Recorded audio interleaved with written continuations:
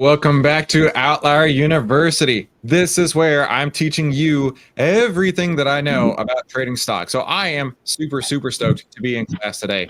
This is going to be the best lesson so far because we're actually going to go buy some stock. We're going to go buy some stocks finally, guys. I know everybody's been waiting like, oh my gosh, how far do we have to go to finally buy a freaking stock, right? That's all you got to do. Just click this button, click that button, and insert money in between, right? That's all you got to do. It's so simple, but it's really not. And that's what we've been going through week after week after week. So I am excited to see everybody here. It's been, man, it has like 2 weeks of no classes or whatnot. So I make sure I've reviewed some of your homework, and we're going to review that live in class. But today is going to be a hands-on kind of day. Hands-on, right? We've been learning all this theory. Now we're going to put it into practice. So first, we're going to work on buying the stock, selling the stock, buying the options, selling the options. Next week, we're going to be, or I should say next class, we're going to be working on time saving and how to come up with how to find these entries and find these exits. And we're really going to be refining, right? You've got the theory. Now we're going to put these into practice. Now we're going to be actually working and putting it together. But some of you guys are already raking in the dough. Does anybody want to share some of their success stories here in OVTLYR University? Oh, everybody's bashful now. Yeah, all of a sudden, right? They were bragging earlier. They were bragging on that Discord. IRS in the audience. That's right. Let's let Ian hear. I want to hear from Ian. Yeah, I was on the road last week, and North Queensland doesn't have very good reception with broadband and all the rest of it. But I managed to get a few trades in and followed the rules and really narrowed it down. I was listening to trading in the zone on the way up in the car, and that really nailed it down in my head. And and another 20% for the month. So I'm happy. 40%. Just another 20% for the month, right? Just another 20%. Outstanding and work. Finally getting consistent, and once you get consistent, I'm gonna slowly ease it in. But yeah, if you're 6 months consistent, you can really start to crank it up. So I'm looking forward to that. Awesome. Way to go, dude. All right. Who else wants to share? I'll throw out my 28% so far. Nice. Beautiful. Joe, what are you talking about? That's supposed to take 3 to 4 years in the market to hit that. You can't be serious. Yeah, I've lost that much on bonds before. Wow. Bonds, they can go down in value? What are you talking about? They can. Yeah, they can. If you buy them right in the heart of COVID, they can, yeah. Okay, who else wants to share some of their wins? Hey, I'll tell you, my win has nothing to do with winning money. Okay. I just finally, Dave, thank you so much. We finally loaded up from OVTLYRs, the top list, into a watch list from Think or Swim. And 3 weeks ago, I would have what are we doing? Swimming classes, right? So Dave helps me. We open up an account. He opens up the 16 charts.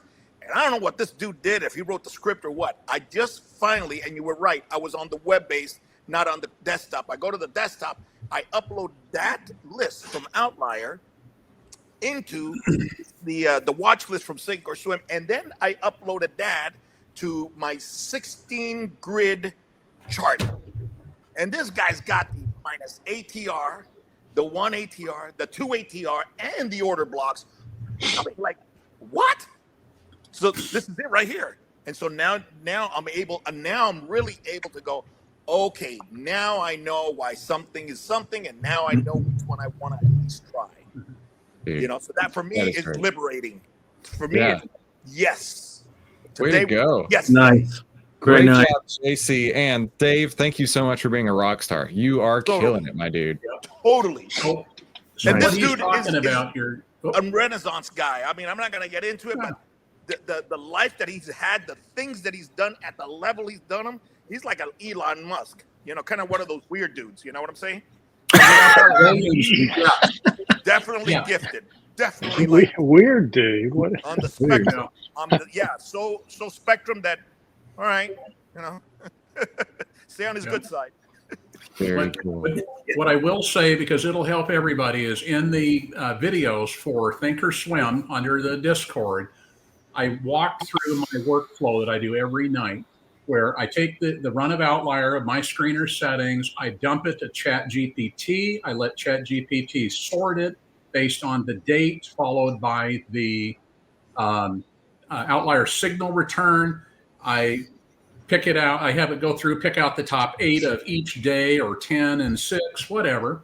And from there, cut it out to a single line of text that I can cut and paste right into a watch list on Thinkorswim, and then use that to populate a grid that we've created that has the OVTLYR setup and all the order blocks. You can, in 5 minutes, see 16 different stocks with what order blocks are there on all of them. So insane. I hope it helps everybody out. It helps the workflow way down. Something Mahesh has to be looking at in the because I'm doing an app too. Dave, I'm trying to show that, but apparently my Discord has like. Let me tell you, Mahesh has to look at that, and no worries. Little by little, in the next year or two, incorporate that. Yeah, that sounds great. I want to learn. I'm actually going to go watch as soon as Discord comes back up. I want to go watch Dave's video to see if I can do something similar with TradingView. That sounds really cool. Okay, finally, jeepers creepers. All right, Dave. So up in the pinned messages, is that where I find it at? No, it's down below. I haven't pinned it yet. I need to. Oh, okay. Hang on. Here we go. No, that's profitable trader training. That video, but I did put that one up for everybody a bit ago. Right there. How to use ChatGPT with OVTLYR. Ooh. It's money, Chris. That's awesome, man. It's so easy. That is really cool. Yeah. Okay, cool. I've got it pinned. I'm gonna go watch that later. Outstanding work, Dave. You are such a rock star. It is so. Hey, he gets a pass for the homework because he's helping, the softie. Okay, he was helping the softies. He was keeping them alive. I've been helping the masses. Yes, I was in the water. I'll give you a pass on that. Dave and Deepthought are like my teaching assistants. They've been huge rock stars. Unfortunately, Deepthought is no longer with us for today. He'll be back later. Why do we call people rock stars when those guys are known for like trashing hotel rooms and So I guess we're going to trash hotel rooms. That's the plan, huh, Mike? I don't know. Well, I never trashed a hotel room, but I'm always up to try. Okay. The new challenge. It's coming from that world. It's what they do before they trash the hotel room. All of that. Yeah. Man, then I'm golden. Okay, good. Okay, guys, let's simmer down now. Let's focus, class. Okay, back on topic. This is lesson 12, hands-on. Time to buy some stocks. I'm very excited about this. Let me introduce myself real quick. My name is Christopher Yule. I've twice been awarded top 100 people in finance. I was mentored by 5 of the market wizards, the best traders of all time. I've been successfully trading since 2009, and this is where outliers like us save time, make money, and start winning with less risk together as a team. So go ahead and subscribe if you haven't already. So we are on to lesson 12, hands-on, time to buy some stocks. Now, the plan for today is you're each going to have time to direct me on what to do. So I'm actually going to call on each one of you, and it's going to go in this order, right? Starting with Ian, and we're going to go clockwise, and then JC will be after Joe, and then down to Paul. Okay, that's going to be the plan. So nobody gets to skip out today. And you're going to help me find a stock. You're going to help me buy or sell the option, and then sell it to close, right? We're going to round trip this dude, right? We're not trying to make any money here. This is just clicking into the platform, getting used to what buttons to push, and doing the executions. That's the plan for today. And then I want you to walk me through step by step what we're looking for, how we're going to do it, and why we do it this way. All right, so setting the stage. But before we do that, let's do some recaps, right? Let's answer some questions here. We're going to go through order, and we're going to start with Ian. Ian, I don't think you're in the class for this, so I'm going to ask you. Hopefully you caught up. What is the golden rule of leverage? The golden rule of leverage is never. What was it? Never. Don't sell options, basically. Yeah, basically, yes. I wrote this down earlier. That way we could always have it handy. The golden rule of leverage is never put yourself in a situation where you can lose more than you can make. Yeah, don't sell. And a lot of people do that because they think they're geniuses until they lose way more than they could ever make. All right. All good. Let's go to the next question here. So this is going to go to Brad. What order type, remember, we're going way back all over the place. through our lessons here, what order type should you never use? I mean, was that selling options? No. What order type when you go to make the Oh, execution? market. There you go. Perfect. Exactly. Yeah. Yes. Market orders. Never use market orders. Why? Because they fluctuate so badly that you might get filled at like a really terrible price.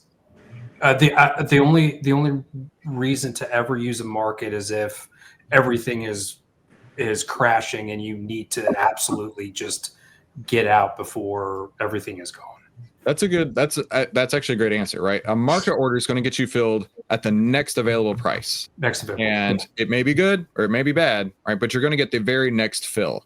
And because of that, Mikey Mike, the market maker, he's looking to see how much he can take out of your bank account. And so we don't want Mikey Mike to have any more money than he already has. Okay, sorry, Mike. That's all right. All right. Next, this is going to Joe. What is the outlier trend template? Huh. That's the easy one, Chris. The 10 over the 20 and the price over the 50. There you go. Exactly. Why do we care about that? Well, because we care about the trend, not what the YouTube speak is. You know, we want to see that the stock price is actually moving up because profits follow price. They don't follow discussion. Outstanding. Very good. Great work, Joe. Okay, next question. Paul, what is the stock? Stock is ownership in a company listed on one of the exchanges. So you buy a stock and you have some ownership rights to the company. So you That's get really dividends or appreciation in value. But Paul, why would we want to buy stocks instead of just buying Cokes, right? Instead of this Coke Zero that I have here, right, that says partner on the side, right? Why would we want to buy a stock instead of a Coke? Well, the stock appreciates, and you can trade the stocks. I don't think anyone wants to trade Cokes with you. There you go. Good answer, right? A stock would be an investment in the company, right? It's not a consumable like a Coke is. It is intended to be an appreciating asset. There you go. All right, next. Dave, what's an option? It is a derivative of the equity that allows you to control a portion of the stock for a set amount of time based on the specific considerations within that contract. There's your FINRA answer. There you go. Very good. Very good. Wow, FINRA what was answer. that? What, seriously, could you say it again? That was the most complex answer I was. It is a derivative of the equity, meaning you're not in the equity, but you have the rights to it. It is a derivative of that allows you to control that amount of stock of that equity for a set amount of time based on the contract and the conditions within that contract, such as the strike price and the other things. Wow. There you go. That's a perfect answer. It is. Very good. Throw me a softball because I don't want to follow that. Well, here's your softball, Mike. How many shares do options control? 100. Oh, very good. Usually. 100. Oh God. No. Let's not confuse them with American and European styles. Let's not do anything weird. 99.9% of the time, it's 100. Yes. Now you guys understand my comment. See what I'm saying? Look. Okay, JC, you ready for the next one? Let's go, baby. Where do you buy stocks at? At Amazon? No, you can use a broker to buy from one of the exchanges. There you go. Perfect answer. Yeah. Now, I know that sounds goofy to ask that question. Where do you buy stocks at? But I would imagine that a lot of people have that exact same question. You go to Walmart, you buy a couple stocks off the shelf and put them in the cart and, do the self-checkout on the way out. Right? A lot of people, we got to go through these basics to understand how to do it in great detail. So next one goes back to Ian. How do you buy at the bottom and sell at the top, Ian? By using the trend template. So we know when it's going to turn. It's just math, isn't it? It's going to turn, and it's the 10 is over the 20, and the price is over the 50. So it's math. It's moving up. You buy it then, and if it turns around and the 10 goes below the 20 and the price is below the 50, then something's changed and you sell out. Yeah, that's a beautiful answer. It's not the answer I was looking for, though. And Landry actually got it. You don't. You don't buy it at the bottom and sell at the top. And it's just not possible. Yeah, you just have to go with the trends, which you very well said right there. So nice work on that one. 80%. All right. Next, Brad, what is a stock chart? It is the image that you look at to see your trends using candles. Oh, it's a good answer. The way that I look at a stock chart is I look at it, it's like the stock's history book, right? If you want to see what happened over time, where do you go? You go look at the stock chart, right? It's just a history lesson.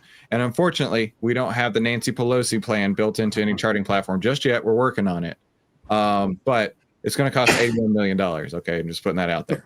Now, you can see historically how the stock has behaved with earnings, how it's behaved over time, if it's trending up or if it's trending down. It's just a history book. So great answer. All right, Joe. How do you know if the stock is going to go up or down?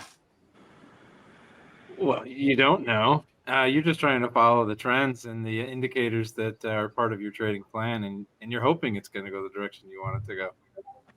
Well, there you go. Yeah, exactly. How do you know if the stock's going to go up or down? You don't. And that's why I like to talk about how there are no expectations on any trade, because honestly, it can go up and it can go down. Every single trade in its own unique circumstance here will do whatever it's going to do. This is a huge trading in the zone principle. Ian probably heard this over the weekend. Every single candle is a unique candle. There are different buyers and different sellers entering the market every single time, and different sizes versus the day before and the day after that. And because of that, we don't know what it's going to do. It is not a repeatable occurrence every single day. So you really don't know what it's going to live out to. All right, so we just did Joe, right? Then Paul is up. What's the difference in a stock and an ETF? Now, we haven't covered ETFs in class, so this might be a little bit of a stretch, but you tell me, what is the difference in a stock and an ETF? My friends in the comment section aren't helping me out. Oh, come on. But, so an ETF can cover a lot of different situations. So ETFs can cover the S&P index, or they can be a combination of different types of stocks. They may be concentrated in tech or consumables. And it's something that you can sell in and out of very easily, as opposed to a money market where you may have to wait a day to get your settlement. Okay. I like that answer. Chi Wing Yu has a great answer here. A stock is a single company, whereas an ETF is an index of a bunch of companies, right? So it's like a wallet, and in that wallet, you're buying and selling the wallet, right? I want to sell you my wallet that has, 30 different companies in it. And you're like, sweet, awesome. So I have a portion of that wallet has, some sort of percentage on each one of those companies, and we're going to trade it back and forth, and it's going to have a value based on everything inside of that company. Whereas a stock is just a single piece of paper that I'm trading to you rather than my entire wallet. Does that make sense? Question on ETFs. Yes, sir. Are ETFs usually, although maybe not all the time, in the same sector? Or they Well, that's a great question. Right, there are sector ETFs like XLC for the communication sector, XLK for the technology sector. But then there are some that are more general, like QQQ is an ETF, and QQQ encompasses lots of companies. The SPY is lots of companies. So it really depends on the ETF itself, what's included. Perfect. Great question, by the way. All right, next, Dave, how much money do I need to start trading stocks? Depends on your preference. You could start with 1,000 or 10,000, but you have to have enough to be able to enter with a reasonable risk management plan, would be my answer to that. You don't want to enter with so little that everything is on the hook in one trade. You want to be able to maintain proper risk management, be it one option only and ride that up a little bit or down. But you got to have enough that you don't lose the whole nest egg in one shot on your first try. That's a great point. And when you are starting out and your portfolio size is smaller, it's actually a lot harder to trade than, like, let's say you started with 5,000 and you can only take 2 or 3 trades. Each one of those trades is a big portion of your account. Versus if you have 100,000, those 2 or 3 trades may not even register, right? And because of that, it means a lot more. And I completely understand. In fact, I started trading with $5,000.15. I'll never forget it was $5,000.15 because I had heard about options. I started digging deep into trading options. And then I was like, okay, I need a broker, like JC was talking about, right? I can't go buy these options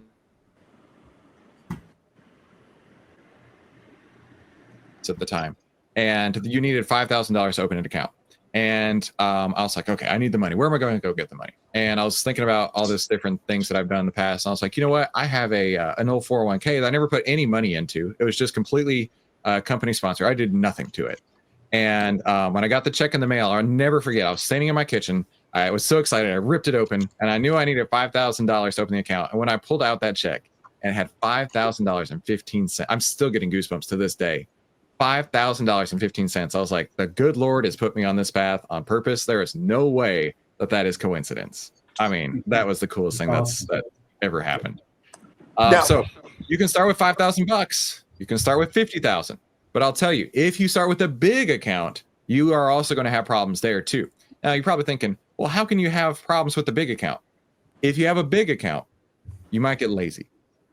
You might get like, meh, you know what? I got $1 million in here. It doesn't matter if I lose a couple trades. I'll just let them go.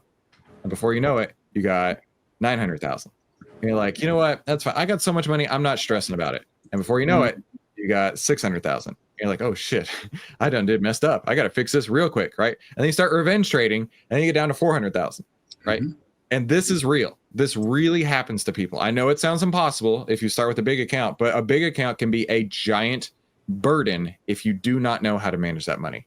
So I would say start small, learn what you're doing, make sure you're paper trading, keeping great notes. And so then you can go back and you can use math with that expectancy to see if you figured out a way to trade where your worst case scenario is wildly profitable, right? And I can do that. I can do that any day of the week because I have the data to back it up. But if you don't, you really shouldn't be putting on any sort of risk. And then let's say you do start with 5,000. Maybe next month you save up another 500. You know, you just put 10% more in your account. That's a huge deal. And the next month, add another 500. You're now up to 6,000, right? And then start saving into it just like you would a savings account. And then you can watch that grow and trade along with it. So that's the way I would look at it, right? So question, can you, let's say that you wanted to start with $1,000 or $500 for that matter. Can you trade cheaper stocks like $10 stocks, $5 stocks and get practice that way? I mean, your returns obviously are not going to be, but you'll be applauding $25 profit when you're trading at the size you're trading. It's almost like paper trading. Dude, yeah, you can do just single shares, right? Get used to single shares of $10 stocks, $10 or $20 stocks, right? Get used to that. Figure out all your processes, and then go from 1 share to 2 share, and then get used to that. And then go from 2 share to 4 share, scale up, and maybe once you get to 100 shares, start breaching into option contracts, because then you'll have figured out everything you're going to do, and then the option contract will just give you leverage on top of your already successful plan. Yeah, dude, that's a great idea. Okay. Okay, I think it's Mike's turn. How much money can I make trading stocks, Mike? $7. It's a good answer. For some people, that's the most they ever make trading stocks, and it's only losses from there. I mean, you can make. I mean, seriously, I have a goal I shared yesterday. I want to make $10 million, and if I die before I make it, that's fine too. But you can make whatever, I guess. I mean, why not? Well, if somebody's coming to you, Mike, they're like, listen, Mike is such a brilliant trader. Mike the market maker. He's developed this super sick nickname. I know that he's got to be pulling in all those monies, right? And the truth is, in the market, you can make unlimited amounts of money, literally unlimited. The only limit is liquidity. And I'm being very serious here. At some point, you will get big enough, and they talk about this in all the Market Wizards books and things like that. At some point, you'll get big enough where you are the market, where you are putting on a size that's big enough to actually skew the market. Things are moving because you put on the trade, not anybody else. Once you reach that point, you've pretty much maxed out the most you can put in the market, and it's time to start just pulling it out. Time to start not say to quit, but saying like you can't get any bigger than that. If you are the whale who's moving the market, that becomes a problem, right? That becomes a liquidity crisis because you are the liquidity. So there is a point of maxing that out. None of us are at that point yet, but we're gonna get there. We're gonna get there. Buffett talks about that. Who talks about that? Warren Buffett? Buffett, yeah. You know, interestingly enough, Buffett and NVIDIA are the two that I know of. They do not have to disclose their stock movements for 6 months after making a move, because when they make a move, they move the market. They are so big, they have special exemption on reporting. And, you know, when you're that big, it's a very real problem. Mm-hmm. And what do you do at that point, Dave? You just take the money out, you buy your castle, and you just enjoy life. Take the money out and you enjoy it. Exactly. Yep. I wouldn't think twice about enjoying the money at that. Yeah, I mean, you basically maxed out the game, right? You've got all the coins in Mario. There's nothing left to do. Just go enjoy yourself. Crazy. That's crazy. Okay. JC, what's a ticker symbol? The abbreviated short name for a stock that's used in the stock market. Boom. Perfect. Outstanding. Ian, can I buy a stock anytime that I want? It's like Amazon, is it open 24/7? Yeah, no, you have to trade within the trading window. Some people trade pre-market, some people trade post-market, but guys like us, we basically trade within the trading window, which is what, 9:30 till 4 for you guys.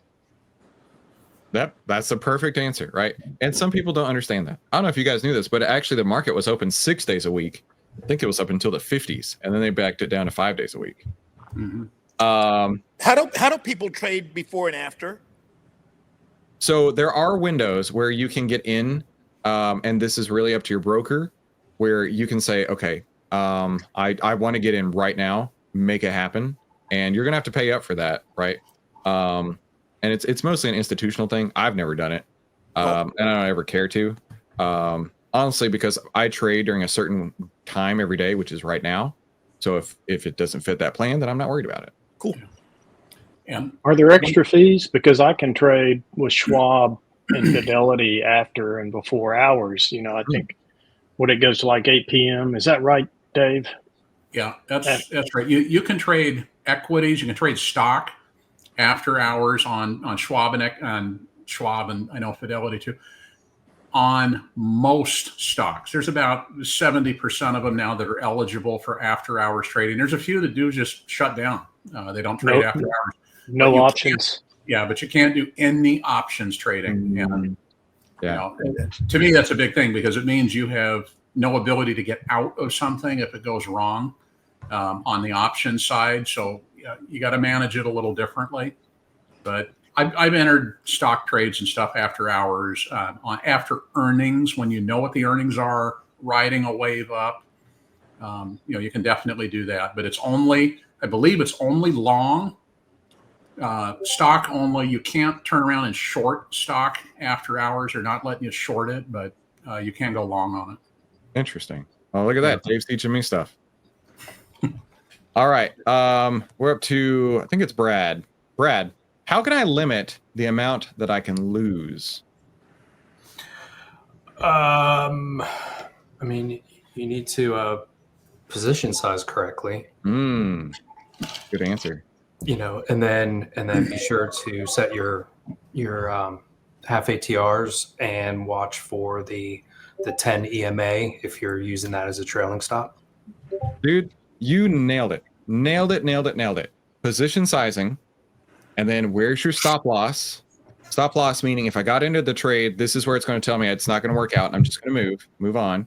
And then a trailing stop, which is what you let run behind you and let it tell you when the market has topped and is coming back down. That's exactly it, right? Exactly it. Position sizing, trailing stop, and stop loss. Outstanding answer on that. All right, Joe. I get so scared that I'm going to lose money trading stocks. How do I overcome this? I think that's basically the answer Brad just gave, right? You're going to position size correctly. You're going to figure out where you're going to get out, and you're going to keep yourself to those rules to tell you where you're going to get out. Suppose if you're very scared of leverage, then you would only trade stocks. You could do what we were talking about earlier, where you're going to use maybe one contract or one stock and then see how you're emotionally able to handle it before increasing your exposure. Well, these are great answers. And it really, I think Nate here just completely nails on the head, right? Getting the trading plan with good psychology, right? And a lot of people, they get in the market, and myself included, my parents included, right? This is not an uncommon thing. I think more people get into the market being terrified to death that they're going to lose money versus make money, right? They get excited about buying the stock because the greed is overwhelming them, and then they get in and they get so fearful the moment anything like one single tick against them, and that plays out in our Discord every day. By the way, I know you guys are watching this. I know y'all are in the Discord all the time, but like this is super, super common. The way to get over that is having that plan, having that trading psychology, and just like what Brad was talking about earlier, right? Your trailing stop, your stop loss, and your position size. Once you get into the trade, those are the only three things you can control: your size, your trailing stop, and your stop loss. Everything else is out of your control at that point. Sounds scary, but if you use that in your favor, it actually works out pretty well. Paul, no lifelines this time, Paul. You ready? Hit me. Whenever I buy a stock, I can't stop thinking about it. I lose sleep over it. What should I do? I think that comes down to controlling your expectations. And you've told us a number of times, when you place a trade, don't have expectations it's going to be a winner or a loser. You follow the plan. And if you follow the plan and don't deviate, I think that helps over time. It will help your emotional state. I think that's perfect, dude. Absolutely perfect, right? So these two questions and those two answers really go in line together, right? Because so many people don't know what to do. They don't have a plan. They get so emotional, and you've got to. So much of trading is really the game between your ears, right? Once you master the game between your ears, trading gets so much easier. There's a great book, I think I've mentioned it before, but Best Loser Wins. Yes. All right, Dave, how are you making so much money? Right now, these questions are phrased a little bit differently. These questions are phrased a little bit differently. This is coming from like the person who's not in the market. They hear you guys are doing awesome. You know, what are they going to ask, right? I get so scared. I lose sleep over it. How are you making so much money, Dave? This is new trader, rich trader style questions here. Following the rules. I am my own worst enemy when it comes to trading. If I follow my rules, I'm fine. I have been caught revenge trading. We all have, and anybody says otherwise is lying. You know, we all see that loss, and I'm going to get it back. I'm just going to go in a few more. I've done it on futures. I've done it on stocks. You know, we've made bad decisions over the years. Following and running the rules explicitly, modifying the rules. When things change, the market is not going to be the same today as it is a month from now. Mm-hmm. You know, everything's going to change. You got to constantly be evaluating and really looking at what you're doing, what the market's doing, what the conditions are. You know, we could have smooth sailing or we could be in choppy seas, and you got to react to both. So to me, how am I making money? I'm paying attention to the rules. I'm adhering to them. My rules right now, and again, I change my rules just about every week based on conditions. I'm in cash right now. And I did that very intentionally. I wanted to be in cash for the weekend. Almost got there, with the exception of STX, which we talked about in the Discord yesterday. You know, it was almost completely in cash, but I wanted to be out of the market leading through this tariff discussion this week. Those are my rules. Doesn't mean they have to be everybody's, but my point for this week was we're going to sit in safety. We're going to make some interest on SGov and sit back and do some other things, fine tune some other strategies. So when I'm ready to deploy them, I'm ready to go. But what I'm not doing is trying to chase pennies. What I'm not doing is trying to chase the futures indexes. I'm not trying to do anything that is going to potentially go against me. Well, to your point, Dave, I think you really made it clear, right? I need to have a plan to be successful in the market. And then if I'm not in the market, I should sit in cash and not F up. Exactly. Right? That's a real key here. And as much as we joke about sit in cash and don't F up, that's so real. It's so real.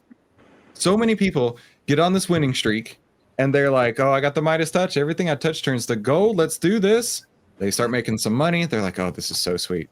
Then they start seeing the market's not working just right. They're like, whatever, everything I buy is perfect. And then they start making mistakes.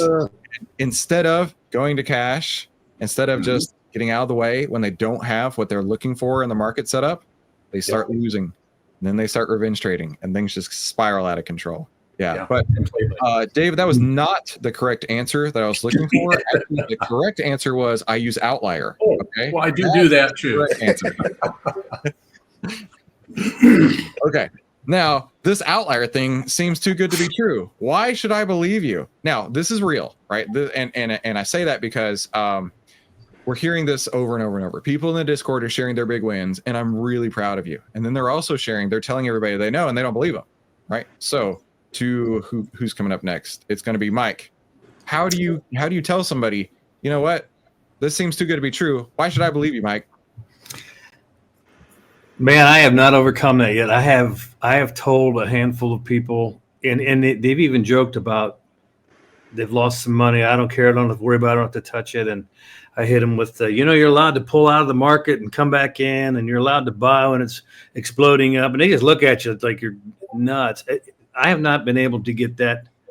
I don't know what it is. I don't understand. It's like when you want to talk to somebody about their eternity.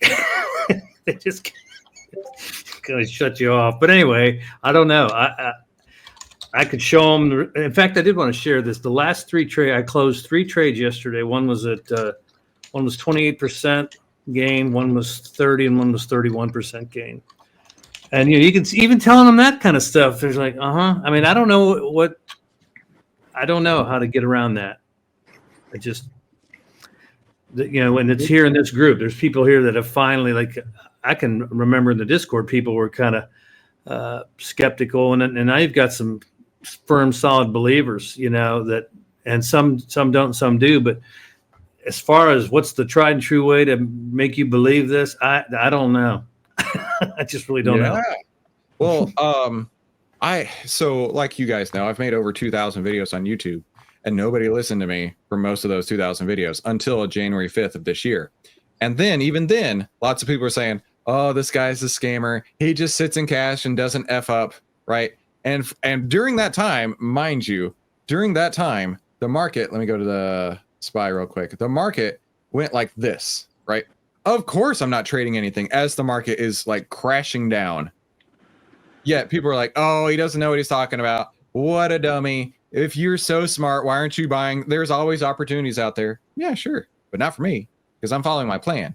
And then once the market turns around, the market's up like, I don't know, it might be 6% right now for the whole year. Whereas I'm up nearly 10 times that much. And a lot of you guys are up nearly 10 times as much. I know that's for sure. And so I think really it's going to come down to receipts, right? And that's one thing. You can talk a big game, but really until you show people, get out of the way when the market's not working for you, put on leverage and understand the outlier principles when it is working for you, you can have crazy gains. Absolutely crazy gains. Next question goes to JC. How do I know when to get out of a stock? When your plan says to get out. So for example, what? Oh, no, I'm just like, yes, exactly. Perfect answer. Yes. So let's say you have a strike price and you set your half ATR. Okay. Half ATR is your first bailout. If the thing hits your half ATR, you are gone. You don't care. If Elon Musk gets on the phone and says that he's got the robotics all figured out, that they'll be available tomorrow for $10 a piece and everybody's going to have one, you leave. You get out. Say that it goes up. And you're past you're near your one ATR, then you can put your trailing stop loss equivalent to a moving half ATR and says, all right, if it drops below, I'm good right now. If it drops below here by this amount, I'm out. And then it drops and you go, but it'll come back up. No, follow your plan. If it hits a stop loss or it hits a trailing stop, you bail out. If it goes back up, come back in. That's it. Dude, that is the most perfect answer I could have ever asked for. Everybody put JC in the chat because JC just got A++, from Chris right there. Do you remember in the Christmas Story movie where Ralphie's turning in his essay and the teacher's like, Ralphie, this is amazing. A++. That's me right now for JC. Outstanding work, JC. Very, very good. Very good. I did see one comment in the chat that was maybe something we could put in place. Only plans pay, right? Only plan pays, right? Maybe we even change that to outlier plans pay. I don't know. I like where this is going. That was really good, JC. Inspired by you, my friend. Yes, A+++ for you. Outstanding, dude. Okay, next question goes to Ian. I heard options are super risky, Ian. Why are they so risky? They are risky if they're a leveraged investment. So they're risky in that regard. But if you're buying the option, you're only limited to the amount that you bought the option for, the premium. So in that regard, they're not risky. And if you follow the rules like JC does and get out when your half ATR is hit, then they're not risky at all. But if it goes in the right direction, like a few did last week, your returns can be fantastic. So they're not risky. There we go. Yeah, they are risky, just like any investment is risky. Right? If you buy the stock, you also have the risk of it going down. Where options are brilliant is because you have capped your potential loss. If all hell breaks loose, you have limited your loss. Whereas if you're in an option or if you're in the stock trade, your loss is when the stock goes to absolute zero, right? And that's where your position size comes in. And that's where position size comes in. Exactly. Okay, Brad. A lot of people have felt like this. Why do I keep losing money? Come on, Brad. I need you to tell me, why do I keep losing money? Because you've messed up and you didn't follow your plan. You didn't properly have your position size. Your position size was either too big, or your exit strategy wasn't there, or your psychology kind of said for you to jump when you shouldn't have, and you're looking at different things, and there's too much noise, like Discord, and basically you just didn't follow your plan. That's why you're losing money, because the math says that if you start losing 50%, it's going to take you 100 to get back. And I'll tell you this right now, it's a tough climb to get back out. And the last several months, and I've told you personally, it's been tough to get out of that basement, and that's why you just keep losing money, because it takes forever to get back. That's right. So very good. That's a great answer. And really, if new trader approached you, Brad, since you guys right here, you alpha group traders, I give you full authority to call yourself a rich trader at this point, right? So if new trader walks up to any one of you and he's like, why do I keep losing money? The answer is, it really depends, right? We don't know what you're doing wrong, but you're clearly doing something wrong, right? And it might be a simple fix. It might just be you need to tighten your stops. It might just be you need to shrink your position size, right? It might be something easy. Or it might be because they get exceptionally emotional. They don't know what they're doing. Every time they see a loser on their screen, they just, stop looking at the screen. They're so scared to death. We don't know. But in reality, you got to take it one step at a time, figure out why you're losing money. And I did this with myself too, right? When I had 84% win rates selling options, yet I was having less money in my account at the end of the year, I was apparently the one person in the world who could manage to pull off that feat. I had to think to myself, how or why do I keep losing money? Which led me to realize, you know what? My strategy was not working. It sounds great on paper, but in reality and execution, it's not right. It's not going to work. Hey, Chris. Yes. I wanted to say something about what Brad said there. Like, I'm just now breaking back into some positive ground because those 4 trades that I position sized all wrong. And it is you're digging out for sure. But it you know, as soon as I corrected that, I mean, it was an easy fix. I remember telling you about it the first time, and you're like, that sounds like position sizing. And I was like, okay, well, let's look at that then. And that's what it was. But yeah, so you can fix it, but it was just, it does take, man, it sucks when you, Yeah. if you don't have something mapped out, you don't stick to it. A lot of the people in the chat are absolutely right. I mean, losing a trade or two is part of the game, you know, but you just have to, you know, like Mikey said, you got to position size correctly. You have to have your stops there, and you have to have your brain right, you know? Yeah. I'll throw it there. I think one of the big things is, because it's so prevalent today, we see it everywhere. We see it in the chat. Where are you getting your stock information from, first and foremost? Are you getting it from OVTLYR, which is a reliable source with a proven track record? Or are you getting it from Reddit? You know, when you go, I know if I want to go invest on something on Reddit, man, my odds are already way down on that being a likely success. You know, if I'm looking at OVTLYR, I know the odds are a whole lot better, especially if I follow the rules. You know, I'm picking the cream of the crop, but man, where you get your information from is so critical. I mean, I see so many people in the Reddit groups jumping online. Oh, XYZ, oh, we can't use XYZ anymore, but you know, ZYX is going to be amazing. It's going to keep going up. This is awesome. Everybody needs to start realizing that a ton of news articles, everything else on these publications that are out there and on Reddit are paid for on the long and the short side. These are not unbiased, you know, avenues where you're getting your information from. Pay attention where the news comes from. Pay attention to where the data comes from. Evaluate it independently of, you know, Wall Street Bets or some other, you know, Reddit group. Don't get it from some random guy on YouTube. That's real. That's so real. Chris, if you had to like list the top 3 things that you were doing wrong while winning 84% of the time but losing money, top 3 things that you were doing wrong. I would say number 1 is breaking the golden rule of leverage. Number 1, oh my gosh, because I was selling options. By the way, for those who are wondering, DT is not going to be anywhere close to needing any sort of move or exit or anything like that. So we're going to let DT ride today. Number 1 thing is selling options, right? Because when you sell an option, you limit your gains and you have unlimited losses. And my losses would be 6, 8, 12, 10 times as much as my wins.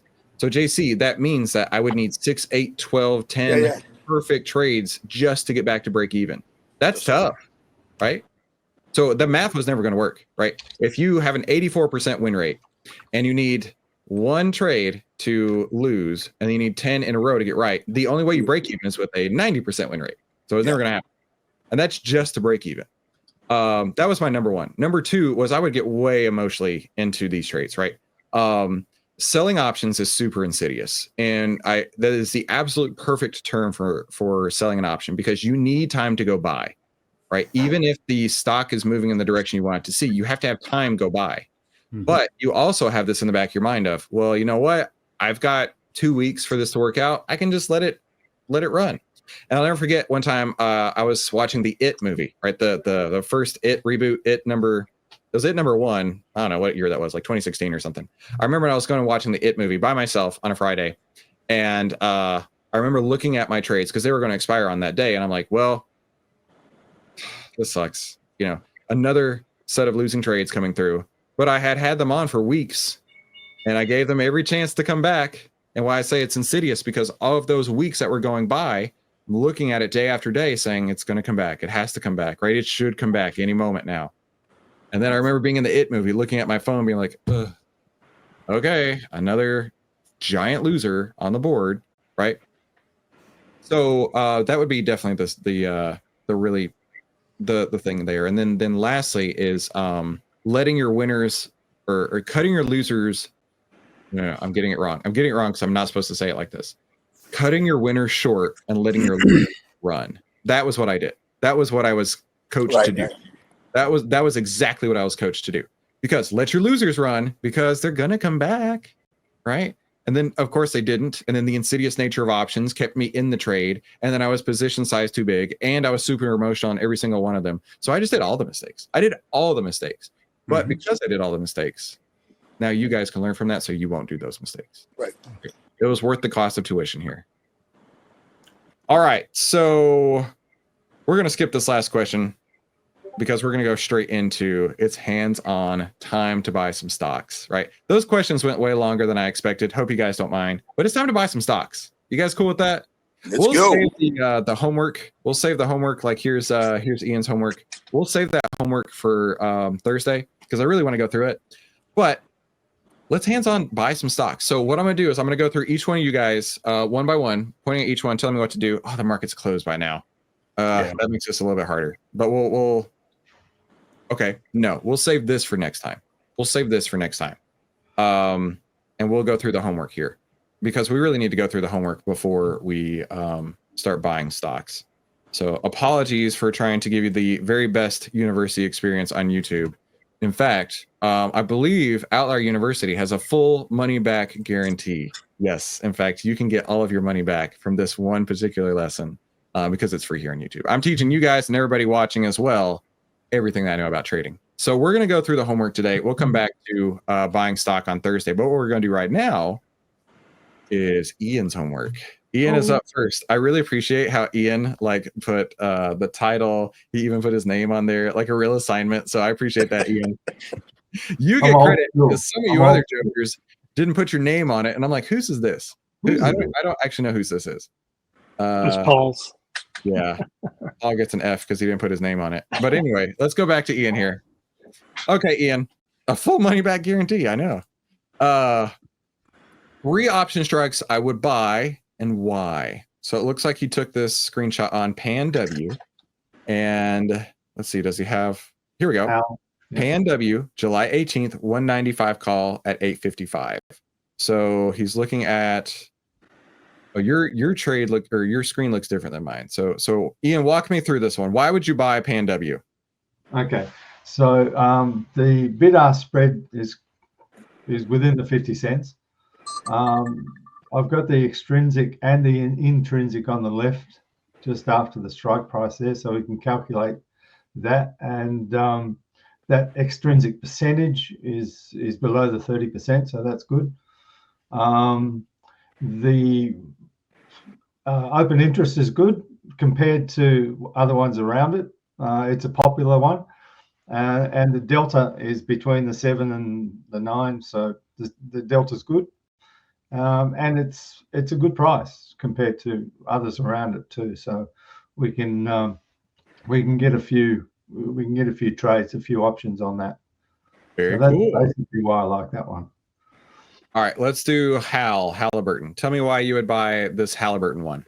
Yeah, basically for the same reasons. The open interest is 5,900, and the ones around it are 186 and 174, and 14 is like it's a beacon. It's like screaming, buy me, with the volume. The bid-ask spread is great, and it's only like 20 cents on the extrinsic value. So.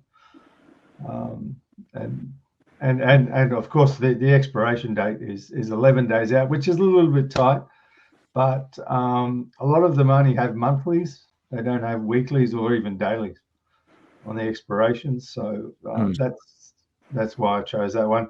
I did, and further down I'll explain why I didn't take the other ones. Okay. I used the same. Okay. Let's go through this. So he said all had a delta between 70 and 90. Very cool. All have high open interest relative to the surrounding strikes. Very good. The bid-ask spread was less than 50 cents. Outstanding. The extrinsic value is less than 30% on all. Now, my goal is 20%. If I can hit 20%, that's my sweet spot.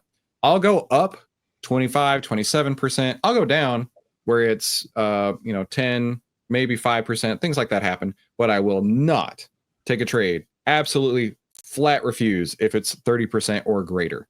And so these right here, 20%, 10%, and 7%, those are perfect.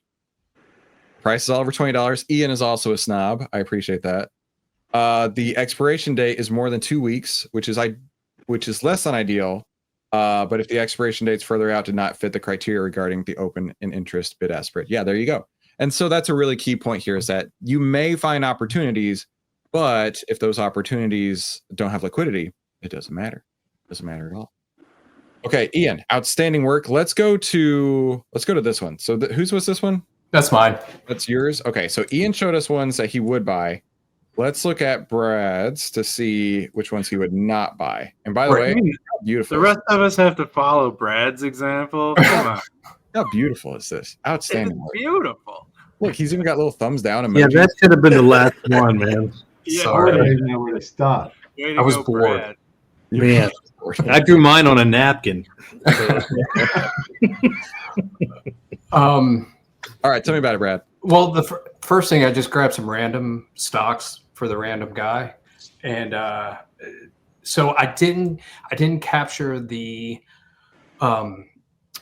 actual price of the stock. So when I started working on this, I was like, I can't do my extrinsic value of it, but this is sort of a shorthand on how I would look at it, and everything is within the 80 delta. So initially look in the 80 delta, and I mean, for this one, for myself personally, it's a little bit too expensive. Even if the bid ask was closer, I mean, if you're over $10 for me in my trading scheme, it was over. So there's one. Low interest, I mean, the 160's only got 247 interest on it. But yeah, it was just very expensive to leverage. Yeah. Not only that, you've got that $3 wide bid and ask spread, right? Right. And both of them are over, or like $3 or over. Dude, that's insane. That's huge, right? And to give some context here, let's pull out the handy dandy calculator. If we look here, like the 160 strike, you have to pay $13 to get in, $13.70 to get in. If you were to sell it back immediately, you would get $10.10, right? That's like going to GameStop, buying a brand new Xbox, and then turning around and saying, you know what? I don't want this anymore. And they're like, cool, we'll take it back. And we're going to give you, you bought it for $1,300. So we'll give you $1,000 back. Like, that's legitimately what it is. It's right. Buying the new car and immediately selling it back to the dealership. You're going to take a $3.60 write-off in that case. Now, that divided by what you paid for it means you just lost 26% for the privilege of owning that option. Just the privilege of owning it, you're going to lose 26%. Dude, that super sucks. Yeah, that's crazy. Okay, let's go to the next one here. Tell me about this one. Oh, I mean, everything from the 144 to the 148 was in the 80 delta. And then just looking at it, initially the bid-ask spread, way too high. It goes from 75 cents to $1.70. So that would immediately cancel out. The 146 to 144 to 146 are all too expensive, over the $10, and none of them really seem to have that much interest in them, open interest. The 145 has got 308 to it, but do you think you'd have a hard time getting out of these, right? Because there's nobody there to trade with you. Do you feel like Exactly. With that zero-sum game, and how you were saying that, you need to start looking at things that are, at least 4 to 6 times as large, looking at a 200, at least 250, if not more. I mean, none of those, but the 45s or 145 has that sort of people playing in that sandbox. So those are all no's. All of them are no's for me. Very good. All right. And then your last screenshot here. Tell me what you see. I see, again, too expensive. The insane amount between the bid-ask spread on those. And no one wants to trade with them, with the 22 and the 137. So, and like I said, it's like looking really quick at them, going through the OVTLYR. Mm-hmm. you know, when you start looking at the different stocks and you go, okay, let's just look at the options real quick, and easily identifiable without even going into extrinsic value, how you can take some off if you need to whittle down your list. Right. And so now that you have plotted on here what you don't want to see, how much easier is it for you to glance into an options chain and say, nope, nope, nope, nope, nope, yes? Oh my God. It's like night and day. You know, I mean, you focus in on that 80 delta, you know, you focus in, I think I was grabbing 11 day out or something just because of when I was screenshotting them.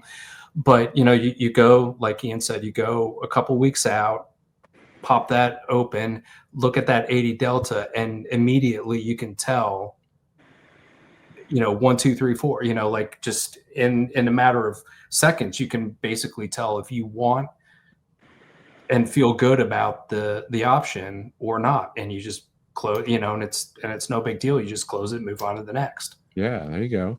Now, whenever I pull up an options chain, my eyes immediately go to my deltas. Mm-hmm. I don't go, like that's where I look, right? It's almost like that's my bullseye. That's what I want to see. Okay, I found the 80 deltas. Then I start looking around the delta for my open interest.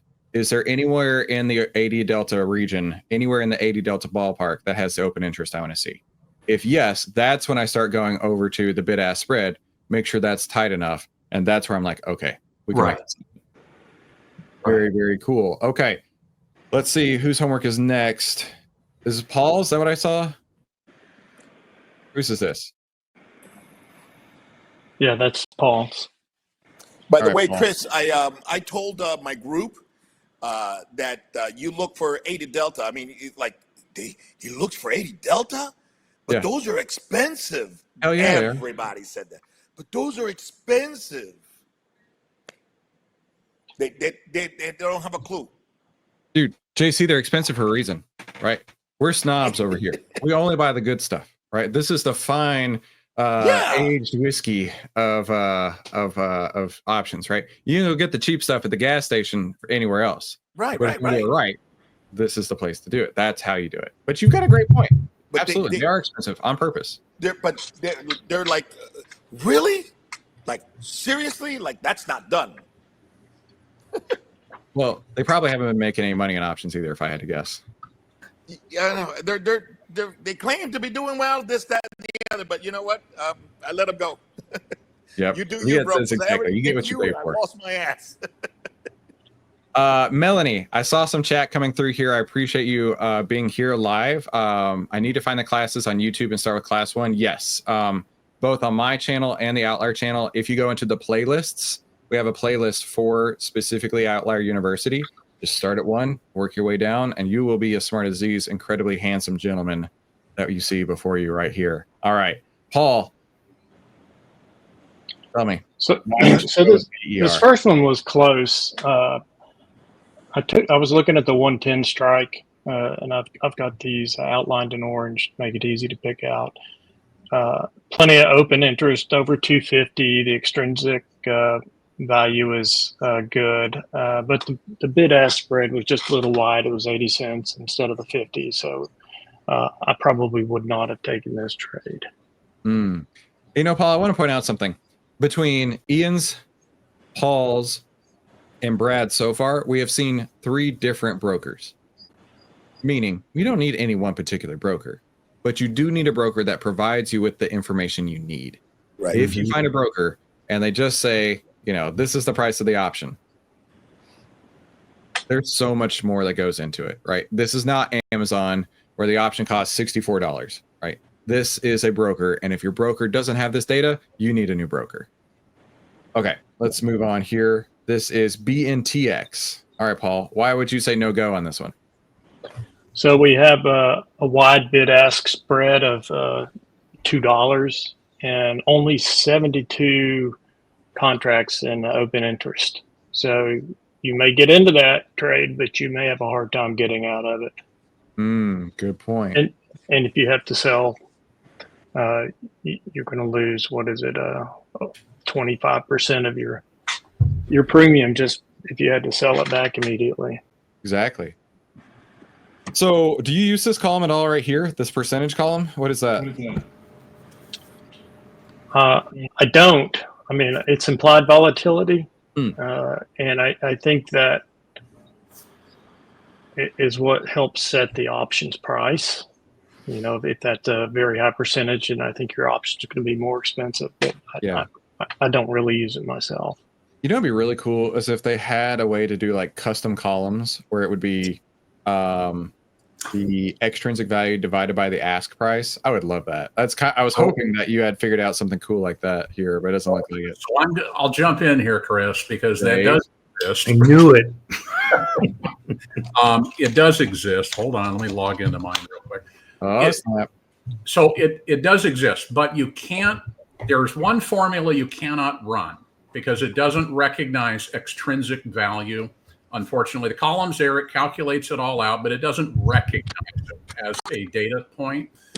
But what I run instead of that is I have a separate column that gives me a bid-ask spread percentage. So I can get closer to that answer by using a percentage between the bid and the ask, spread, saying how tight are they, and I've got it color coded, so it just says, hey, here's the good ones. But you can definitely run different columns in Thinkorswim and custom scripts, but intrinsic and extrinsic are not ones you can then turn around and calculate against the ask price. I have tried every which way I can, and there's no way to get from A to B. Maybe one day. Can't be done there. Dave can't do it. Nobody can. Yeah, that's right. If Dave can't do it, nobody can. All right, last one. So, Chris, wait a minute. On this last one, the key thing was the spread, right? Well, all you tell us. That was the big thing, right? The spread and the open interest. Not enough open interest. Got it. Okay, and the open interest. Got it. Very cool. Got it. All right, let's go to the next one here. CrowdStrike. Also a no-go. This is a more expensive stock, so Chris, maybe you can chime in on this, but it has a $3 spread, and for 400, what's the stock price there? Well, the strike's 475, so the stocks was probably 480 or 490. Is it okay to have a $3 spread on it? Because percentage-wise, it's pretty low. Crap, no, dude, that's 10%. I mean, that's 10% of your option price that evaporates just for that turnaround. Definitely not. Now, if it were Tesla or if it were SPY, they're going to have a lot tighter bid-ask spread. Even though they have more expensive stock, it's going to have a lot tighter bid-ask spread. And that really is a function of liquidity. It really is liquidity. And that's going to be just a big red light for me. Not a chance. Not a chance. But that's a really good question, right? If it's a more expensive stock, should we expect a wider bid and ask spread? Maybe. But that's why my rule is up to 50 cents. Right. That's where I'm going. If you look down at the 500 strike, you can see, even though that's out of the money, there's a ton of open interest, over 2,000, and the bid-ask spread is a lot narrower. Yeah. There you go. That's that function of liquidity right there. Great question, by the way. Okay. Who's the next victim? I mean, next participant. Yeah, that's mine. Okay, Brad. Let me hear it. No, it's Mikey's. Oh, no, Mike. it's Mikey Mike's. Sorry. That's right. Brad had the beautiful one. Yeah. All right, Mike. That should have been last because now, anyway. So I transferred this from my napkin to my spreadsheet. Yeah, what's on here?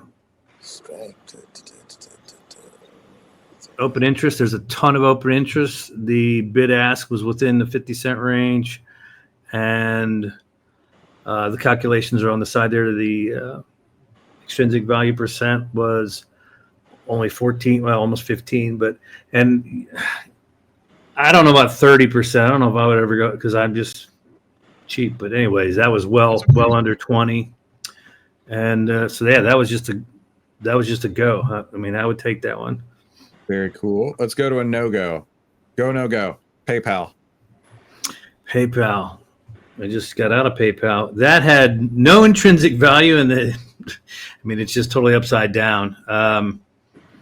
There was a lot of open interest, and but when you did the math over here on the side, you see the big red zero, and the EV percent was your 100%. So that's well over the 20%. Yeah. Okay. Where are you getting the extrinsic value on this? Okay, I have to use the little calculator that I have to enter the stock price, then the strike price. It's a separate calculator that I've got built over here on my desktop because Robinhood doesn't give you. They're one of those guys that don't give you what you need on your screen. So Go get a new broker, bro. I know. Okay. But yeah. The reason that I was asking is because I was looking over here and I'm like, okay, I love the fact that he pulled an out of the money call, but I don't see what I need to see to get that. Actually, that's an in the money call. It's a 78 delta. Right. Either way, yeah, I like how you analyze this. Let's do one more that you wouldn't take. COP. That is ConocoPhillips. What would you see on this? Okay, and the only reason it's just all around the 80 delta. There's just no meat on the bone for anything on the open interest on any of those. Okay, there's your 80 delta. Is this the open interest? Yes. Oh, I cropped that out of there. I'm sorry about that. That's right. Wow, what happened to my header? Yeah, okay, I messed up there, but yeah, that's the open interest. Yeah, and because of that, that's not one that I would absolutely be interested in trading at all. And the bid-ask spread, like this one's 70 cents. What is that? 60 cents. This one is over $1. This one's 65 cents. Yeah, none of these on the bid-ask spread would make sense either. And that is that one wouldn't stay on the screen long because yeah, it sucks. That one's pretty bad. So all right, all good. Nice work, Mike. I believe Deep Thought is no, he's not here, even though he made one with a dumpster fire, which I really appreciated. And then he made a new sticker that says "You will approved," which is creepy because that's like an AI generated version of my face. That like it almost looks like a monkey. Hang on. Do you see the monkeyness in this face right here? No hammer though. No hammer. I don't like it. I don't like it at all. Look at these little fangs that it's got growing as well. Hang on. Do you see these fangs? Bro, I'm not that scary, am I? And that dude has less hair than I do now. What's up? All right, let's go over here. Option strike homework by Joe. Joe, you're gonna bring us home on this one, Joe. Oh yeah. I just want to start out by saying there's many steps that went into getting to this point. For my day, it starts with OVTLYR, right? So I'm looking at what the market is telling me, and then OVTLYR gives me all my buy signals. It gives me a list of stocks that the code behind the scenes is suggesting to me that I should go look at, right? I put those stocks into the Excel sheet that Chris provided to us. And then I sort them to only look at the bullish ones that match bullish sectors. So I'm just constantly whittling down each of the stocks, right? And then I'm going to go look and see if there's any order blocks. If there's order blocks, it's going to come off my list. If the price today is less than the low yesterday, it's going to come off my list.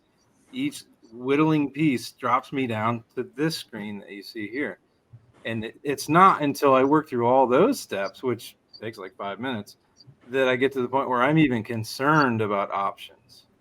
So I find the options chain to be a bit confusing to look at initially. So I try to help myself make a decision based on the options that I have.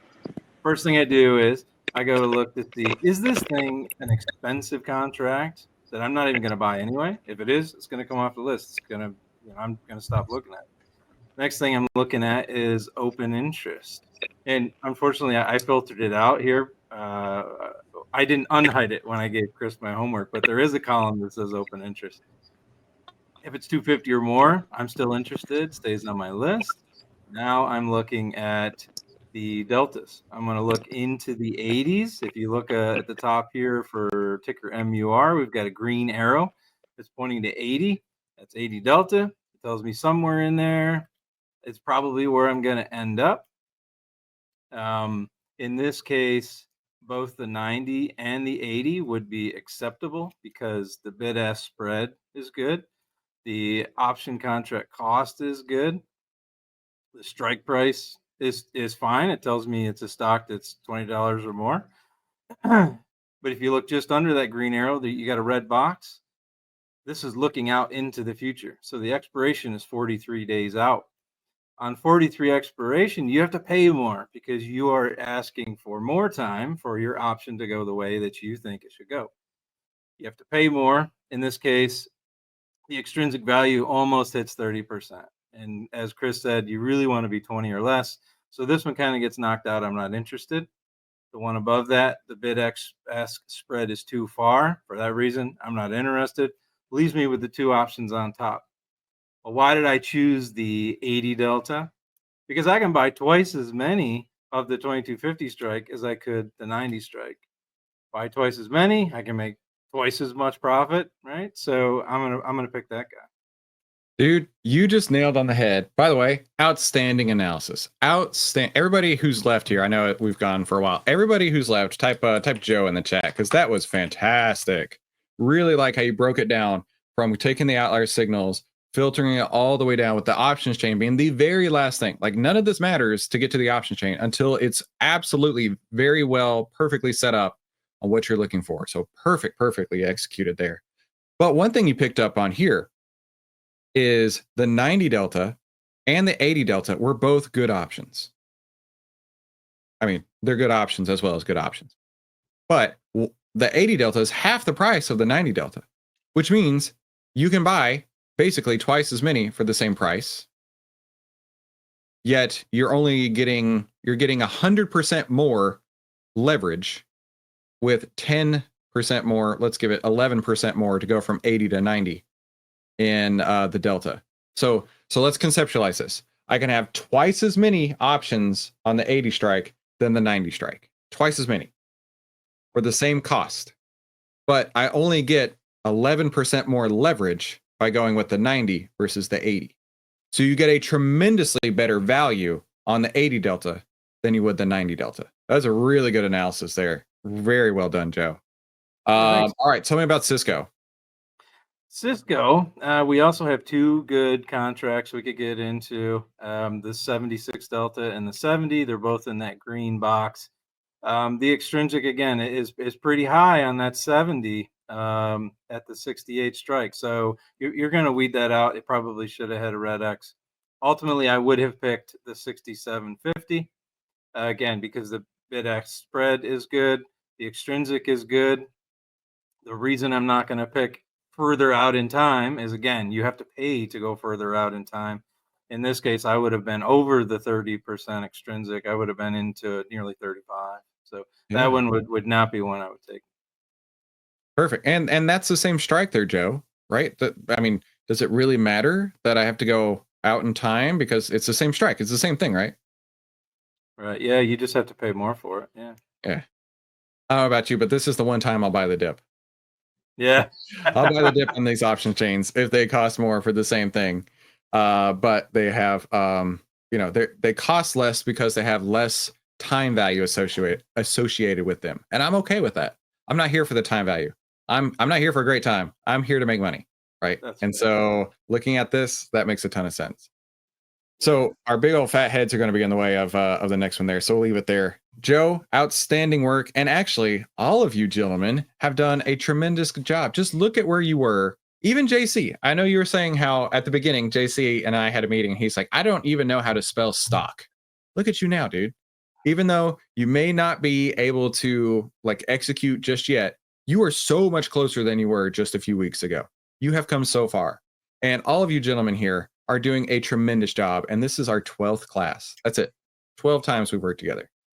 So I am super, super, super proud of all of you. And I'm super proud of everybody who's watching, right? Like I've told y'all over and over again, 50% of the people who are watching this, they're never going to get anything out of it. It's just passive listening. 25%, they're going to listen, they're going to do something wrong, and they're going to say, oh, this Chris guy, he doesn't know what he's talking about.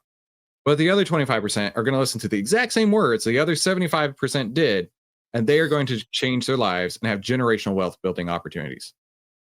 So I am super stoked that all of you were able to make it today. We're doing God's work over here with OVTLYR. It is awesome, and I'm so glad that I can do this with you guys. Outstanding work, and I'll see you back here on Thursday. We will definitely be buying options and stock on Thursday. Apologies that we took too long to get there, but I felt like it was a good one. Hey, guys, if you're ready to save time, make money, and start winning with less risk, what do you think they should do? Do you think they should click any Head on buttons? over to OVTLYR. Yeah, head on over to OVTLYR. Press one of these those two screens, right up there. Exactly. Y'all talk. Have a great day. We'll talk soon.